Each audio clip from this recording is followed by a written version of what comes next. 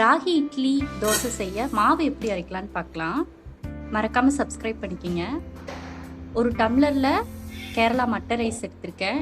எந்த டம்ளரில் அரிசி எடுத்தீங்களோ அதே டம்ளரில் 1.5 டம்ளர் ராகி எடுத்துக்கணும்.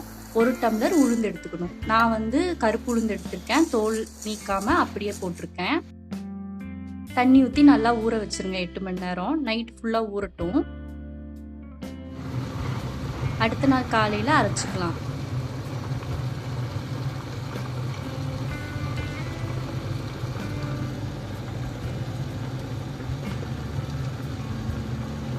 இதுக்கு மாவு ரொம்ப நைஸாக அரைச்சிடக்கூடாது. லைட்டாக குறகுறப்பாக இருக்கப்போ அரைச்சி எடுத்துடணும். உளுந்து நல்லா அரைப்பட்டுரும். ஆனால் இந்த ராகியும் அரிசியும் கொஞ்சம் குறகுறப்பாக இருக்கிறப்பவே எடுத்துடணும்.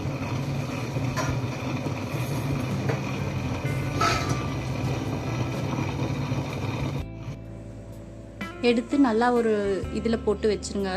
ஒரு பாத்திரத்தில் எடுத்து வச்சுருங்க. 4-5 மணி நேரத்தில் ஓரளவுக்கு புளிச்சு வந்துடும். அதுக்கப்புறம் உங்களுக்கு தேவையான அளவு மாவு மட்டும் எடுத்துட்டு தேவையான உப்பு போட்டு கலக்கி நீங்கள் இட்லியாகவும் எடுத்துக்கலாம். இட்லி பாருங்கள் நல்லாவே மெதுவாக சூப்பராக வந்திருக்கு.